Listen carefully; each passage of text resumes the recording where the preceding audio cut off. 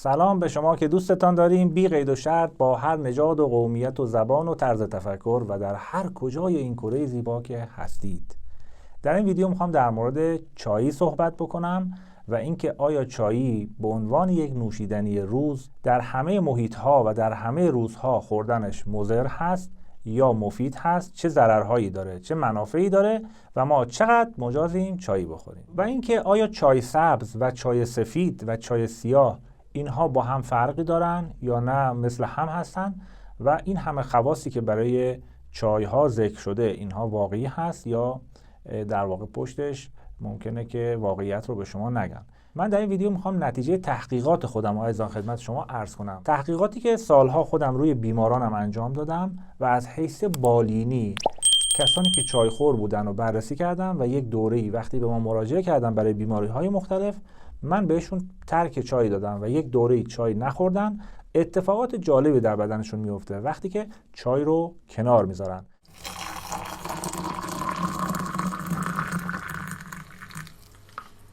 عزیزان، چای سبز و چای سیاه و چای سفید دقیقاً یک بوته هستند که این بوته ها در مناطق خوش آب و هوایی مثل شمال ایران، مناطقی از آفریقا، مناطقی که هوای شرجی و مرطوبی داره و در واقع خوش آب و هوا هست، اونجاها به عمل میاد و به عنوان یک محصول دارویی و یک نوشیدنی داره در سرتاسر دنیا ازش استفاده میشه.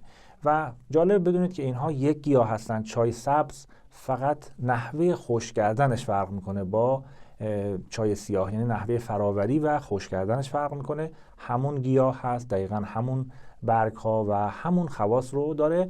البته چای سبز به دلیل اینکه نحوه فراوریش سالم تر هست از نظر ما و طبق تحقیقاتی کردیم چای سبز خواص درمانیش بهتر و بیشتر و مؤثرتر هست از چای سیاه. و چای سفید که در واقع اون شکوفه‌های نارس خود گیاه چای سیاه هست هم جزو همین دسته طبقه بندی میشه و خیلی مهمه چه نوشیدنی رو استفاده بکنیم که برای بدنمون مناسب باشه. به خاطر همین این کمک میکنه شما فریب تبلیغات و افراط‌هایی که در بعضی از موارد گفته میشه به دلیل بیزینسی که پشتش هست، اینها رو آگاهانه باش برخورد بکنید و انتخاب درستی داشته باشید در نوشیدنی گرم روزانه خودتون.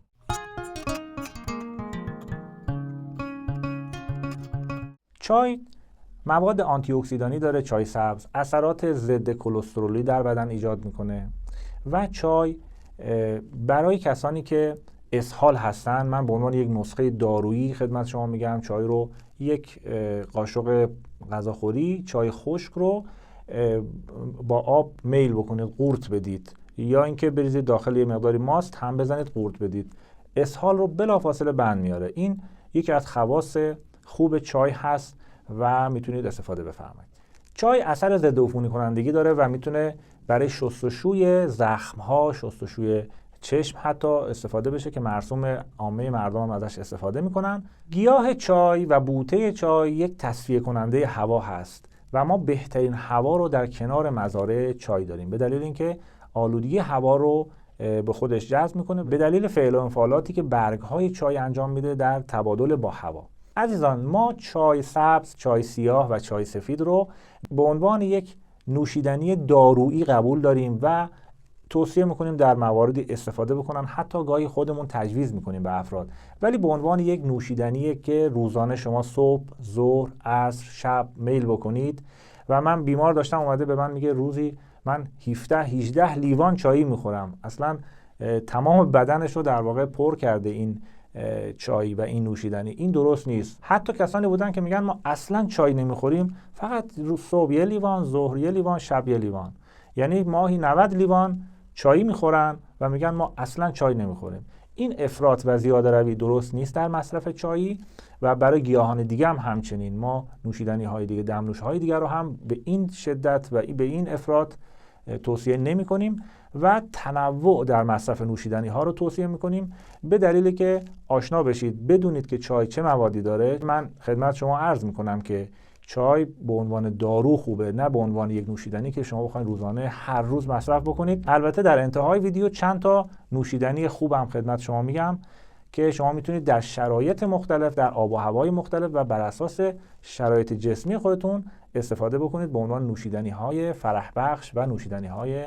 مفید برای سلامتی. قبل از اینکه وارد مضرات چای بشم، دوست دارم که یک لایک و کامنت خوبی برای ما بفرستیم، پر محبت و پر انرژی، که تیم ما روحیه‌شون بره بالا و یوتیوب هم این ویدیو رو به افراد بیشتری نشون بده. متشکرم از مهربانی شما.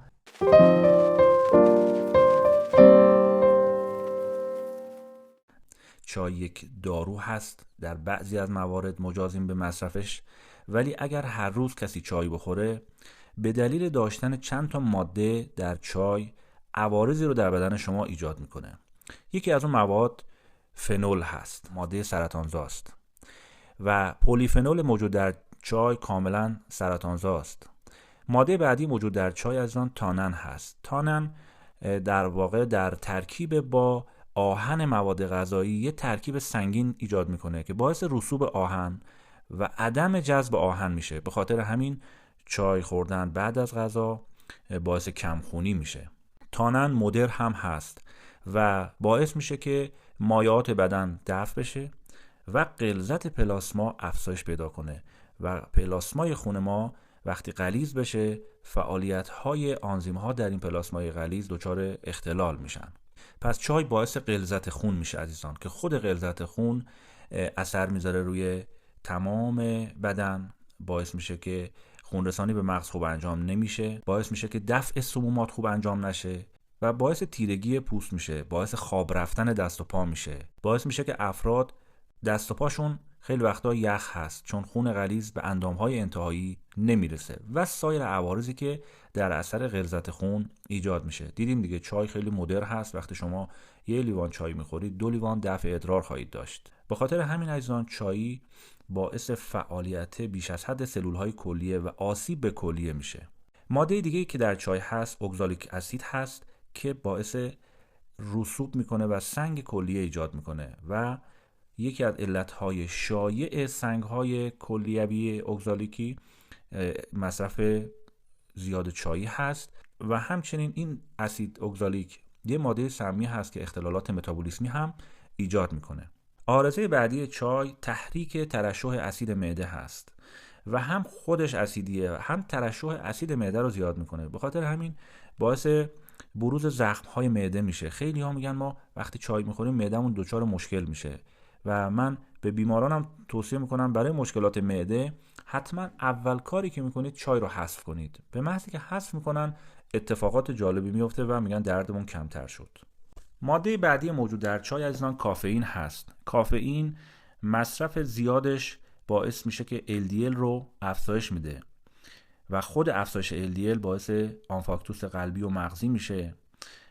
گرچه کافئین یک ماده آرامبخش هست ولی در دراز مدت اعتیادآور هست و به خاطر همین کسانی که مصرف چای دارن اینها نمیتونن چای رو راحت ترک بکنن. بدنشون وابسته شده، یه جوری معتاد به چای شدن و ترک چای براشون سخت هست. کافئین موجود در چای باعث افزایش سطح ملاتونین بدن میشه و ملاتونین باعث بیخوابی میشه. وقتی که از حد نرمالش افزایش پیدا میکنه باعث بیخوابی میشه. عارضه بعدی چای به خاطر تئین موجود در چای هست. عزیزان تئین یه ماده‌ای هستش که باعث افزایش ضربان قلب میشه و کسانی که ضربان قلبشون بیش از 80 هست با خوردن چایی ببینن که آریتمی پیدا میکنن و ضربان قلبشون دچار افزایش میشه. بنابراین وقتی که ما چای رو از فرد میگیریم و میگیم ترک بکن، میگه که ضربان قلبم بهتر شد و تپش قلبم بهتر شد. عارضه بعدی که تئین ایجاد میکنه اثر میذاره روی منیزیم سلول ها و باعث دفع منیزیم و کاهش منیزیم درون سلول ها میشه. منیزیم یک ماده بسیار مهم و ضد سرطان هست و این ماده مهم بدن رو چای دفع میکنه. پس چای به صورت غیر مستقیم کمک میکنه به افزایش احتمال سرطان. عارضه بعدی چای به خاطر اثر یبوست زایی اون هست. مصرف چای بیش از حد باعث یبوست میشه و افرادی که بیش از اندازه چای مصرف میکنن چون دچار یبوست میشن دفع سمومات در بدنشون خوب انجام نمیشه و میدونید که یبوست ام الامراض هست و میتونید ویدیوی یبوست ما رو ببینید و متوجه بشید که چرا یبوست ام الامراضه. طبق تحقیقات در مرکز ملی سرطان ژاپن چای رو یکی از عواملی دونستن که باعث افزایش احتمال سرطان تیروئید در افراد میشه. و همچنین طبق مطالعه روی موش‌های صحرایی، عصاره چای سبز رو 26 روز به موش‌های نر صحرایی دادن و دیدن که باعث کاهش سطح تستوسترون در آنها شد و همچنین باعث کاهش تولید اسپرم و کاهش تحرک اسپرم شد. بنابراین در این مطالعه به این نتیجه رسیدن که چای میتونه باعث کاهش قدرت باروری در آقایون بشه. همچنین مطالعاتی روی چای انجام شد که دیدن چای مانع جذب کلسیم میشه. عزیزان، وقتی که کلسیم خوب جذب نشه ما پوکی استخوان رو به همراه داریم. کاهش تراکم استخوان یکی دیگه از عوارض مصرف زیاد چای هست. عارضه بعدی چای باعث زانودرد میشه. عزیزان، کسانی که زانودرد هستن، کمردرد هستن، فقط کافیه یک ماه چای رو کنار بگذارن، بعد شاهد این هستن که پادرد و کمردردشون حداقل 30 تا 50% کاهش پیدا میکنه بدون مصرف هیچ گونه دارویی، فقط با ترک چای و قهوه. بنابراین چای رو یک ماه توصیه میکنم حذف بفرمایید. آثار مثبت ناشی از ترک چای رو یادداشت بکنید و خودتون قضاوت بکنید. بعد اون موقع میان یک کامنت خوب به ما میدید و از این توصیه ما قطعاً خوشنود خواهید شد.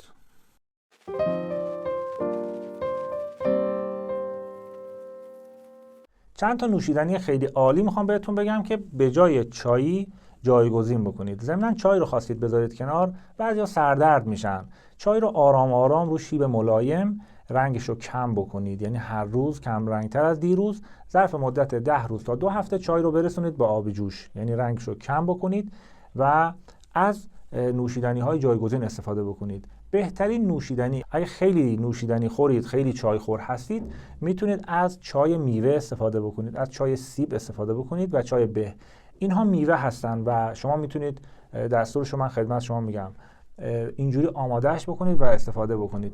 سیب یا به رو رنده بفرمایید، بعد خشکش بکنید و خشک شدهش رو تفت بدید داخل ماهیتابه بدون روغن تفت بدید. زمانی که تفت خورد و حالت قهوه‌ای سوخته پیدا کرد، میتونید اون رو به عنوان یک نوشیدنی استفاده بکنید و از خواص میوه سیب و به استفاده بکنید. یعنی چون شما سیب استفاده میکنید، اگر افراط هم داشته باشید درش، روزی چند لیوان هم بخورید مشکلی نداره و به عنوان یک نوشیدنی مفید میتونید استفاده بفرمایید، به شرطی که نوشیدنیتون رو با قند سفید و شکر سفید استفاده نکنید و از قندهای طبیعی مثل کشمش، انجیر، توت خشک و خرما و عسل استفاده بکنید. نوشیدنی بعدی که به جای چای میتونید استفاده بکنید عزیزان، دارچین هست. دارچین خواص بسیار بسیار زیادی داره که در فصل سرد خصوصا میتونید استفاده بفرمایید و کسانی که پادرد هستن و کسانی که میخوان گردش خونشون افزایش پیدا بکنه،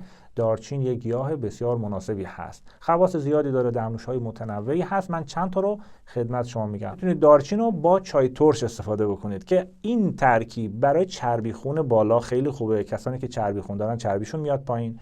حتی برای کسانی که قند بالایی هم داشته باشن قندشون هم کاهش میده. یعنی یه نوشیدنی هستش که هم مفرحه، هم برای استخوان درد، کمردرد، مفصل درد کاربرد داره و هم برای کسانی که دیابتی هستن یا چربی خون دارن هم یک نوشیدنی مفید و عالی هست. نوشیدنی بعدی که توصیه میکنیم خدمت شما استفاده بفرمایید، لیمو عمانی هست. لیمو ترش، لیمو عمانی، لیموی خشک شده به همراه گل گاوزبان. اگر گل گاوزبان رو در منطقه‌ای که زندگی میکنید وجود داشته باشه، میتونید با همدیگه ترکیب بکنید. نوشیدنی بسیار خوبی میشه، هم برای تقویت اعصاب، هم برای کسانی که تپش قلب دارن و هم برای کسانی که مشکل فشار خون دارن. یک نوشیدنی بسیار خوب و موثری هست. اگر گل گاوزبان در دسترستون نبود، میتونید از میخک استفاده بکنید. در مورد میخک ویدیویی ساختیم که بیش از 300,000 بار در یوتیوب نشون داده شده و آدمای مختلفی دیدن. شما میتونید برید ببینید، خواص بسیار خوبی رو از میخک گفتیم. میخک رو خصوصا در فصل سرد، خصوصا در موقعی که بیماری‌های ویروسی شایع هست، یکی از بهترین داروهای پیشگیری کننده. شما میتونید یک داروی ساده، ارزان و در دسترس استفاده بفرمایید. خیلیا در دوران کرونا این نوشیدنی رو استفاده کردن و گفته بودن که ما این دوران رو بدون اینکه مبتلا بشیم گذروندیم و خیلی مفید و عالی بود. عزیزان، اگر مشکل عفونت در بدنتون هست، بهترین نوشیدنی که میتونید به جای چای سبز و سیاه استفاده بکنید نعنا، پونه و آویشن هست. نعنا در همه جای دنیا وجود داره، اونجوری که تا اون جایی که من میدونم، و میتونید به عنوان یک نوشیدنی آنتی بیوتیک طبیعی استفاده بفرمایید. میتونید ترکیبی هم استفاده کنید، یک مقداری نعنا، پونه و آویشن، خوش شدهش رو بریزید، قشنگ بذارید دم بکشه و به عنوان یک نوشیدنی آنتی بیوتیک که هم برای خلط پشت گلو، عفونت گلو، برای درمان عفونت‌های سرماخوردگی، برای مشکلات معده فوق العاده عالی هست. بنابراین نعنا رو راحت از کنارش عبور نکنید، چون خیلی ها از این گیاه به عنوان یک ماده ضد عفونی کننده استفاده میکنن. حتی از خانواده این گروه مثل ریحان هم به عنوان یک ماده ضد عفونی کننده و حتی یک ماده کاهنده کلور که در آب میزنن شما میتونید استفاده بفرمایید. ریحان رو بذارید داخل آبی که میخواین میل بکنید و بذارید یک لحظاتی اونجا باشه، نیم ساعت تا یک ساعت داخل اون پارچ آبتون باشه و این اثر مثبتی ایجاد میکنه روی آب و نوشیدنیش هم اگه خواستین درست بکنید که بسیار عالی، میتونید به عنوان یک نوشیدنی ضد میکروبز و آنتی بیوتیک خوب استفاده بفرمایید. نوشیدنی بعدی که توصیه میکنم برای کسانی که میخوان خوب بخوابن و کسانی که میخوان اعصاب آرامی داشته باشن.